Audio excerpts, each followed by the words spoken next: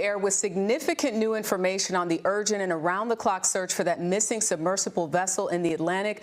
I want to go straight to the news conference right now so we can get the latest information. Everyone. Thank you for joining us today and over the past few days. This afternoon, Rear Admiral John Mauger will be providing an update on the most recent findings from ROV operations in search of the Titan submersible. He will provide a brief statement and provide the opportunity for questions after. Please limit your questions to one per outlet. Following the briefing, the Joint Information Center staff and I will be here to help you with any of your further needs. May I now please introduce Rear Admiral John Mauger.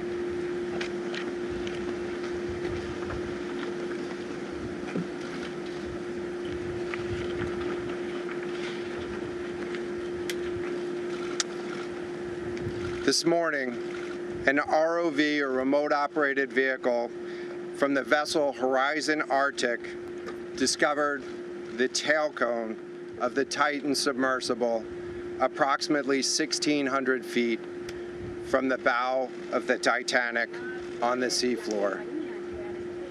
The ROV subsequently found additional debris. In consultation with experts from within the Unified Command, the debris is consistent with the catastrophic loss of the pressure chamber. Upon this determination, we immediately notified the families.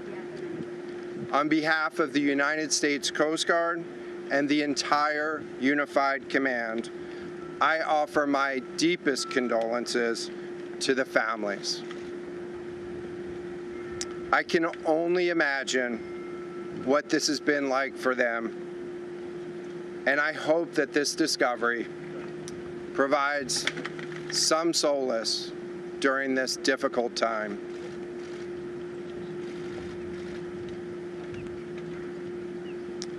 Additionally, we've been in close contact with the British and French Consuls General to ensure that they are fully apprised and that their concerns are being addressed. The outpouring of support in this highly complex search operation has been robust and immensely appreciated. We are grateful for the rapid mobilization of experts on the undersea search and rescue, and we thank all of the agencies and personnel for their role in the response. We're also incredibly grateful for the full spectrum of international assistance that's been provided. The ROVs will remain on scene and continue to gather information. Again, our most heartfelt condolences go out to the loved ones of the crew. We'll now take questions. Rear Admiral, can you talk about the delay in reporting the vessel missing and what impact that had on the search? This was a incredibly complex case, and we're still working to develop the details for the timeline involved with this casualty and the response. And so we'll provide that information. The recovery of the body. James Matthews from Sky News. John, what other debris have you found? And have you found any trace of those who were on it? So this is an incredibly complex operating environment on the seafloor, over 2 miles beneath the surface. And so the remote operating vehicle has been searching, and it is highly capable. And we've been able to classify parts of the pressure chamber for the Titan submersible. Let me refer to one of my undersea experts here, Mr. Paul Hankin, to talk about the nature of some of the debris.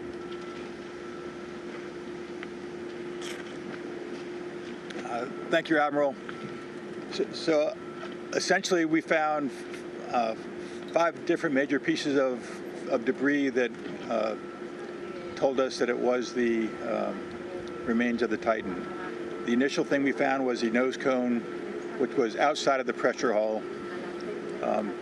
We then found a large debris field within that large debris field, we found the front end bell of the pressure hull. That was the first indication that there was a catastrophic event. Shortly thereafter, we found a second smaller debris field. Within that debris field, we found the other end of the pressure hull, the aft end bell, which was basically comprised of the totality of that pressure vessel. We continue to map the debris field, and as the Admiral said, we will do the best we can to fully map out what's down there. Thanks, Paul. Yes,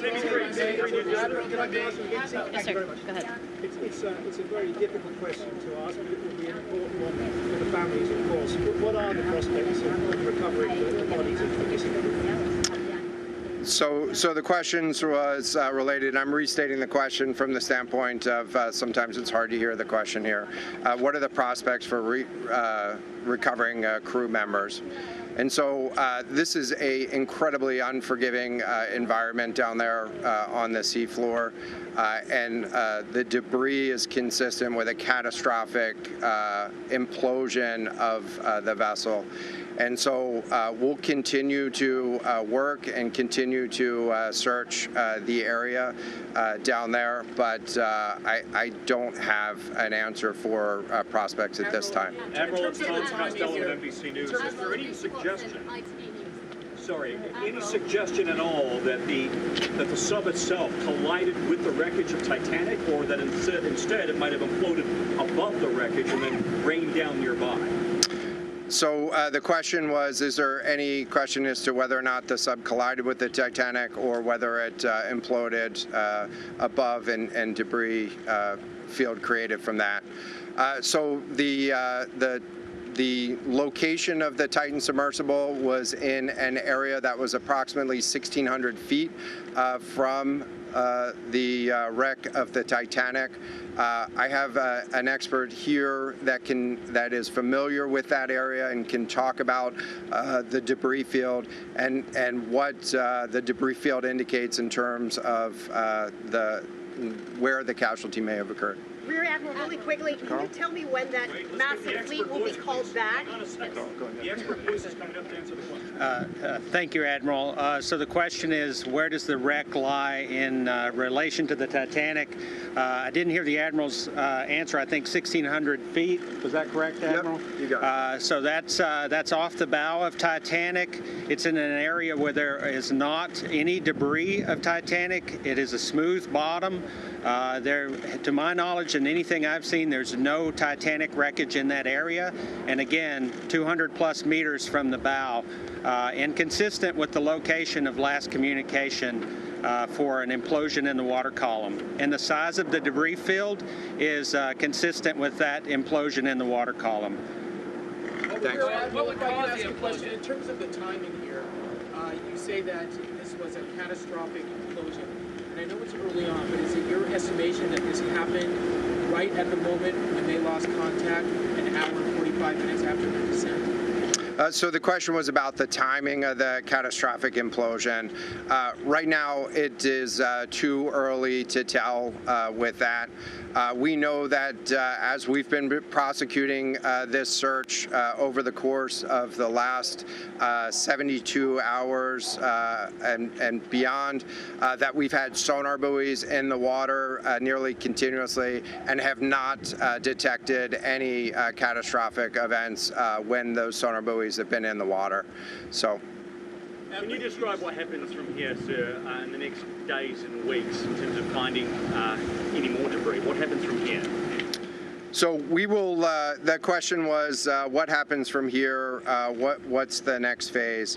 And so right now, again, our thoughts are with the families and making sure that they have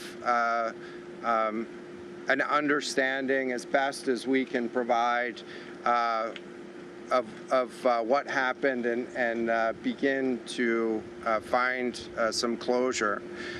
In terms of the large process, we're going to continue to investigate the site of the debris field. And then I know that there's also a lot of questions about how, why, and when did this happen.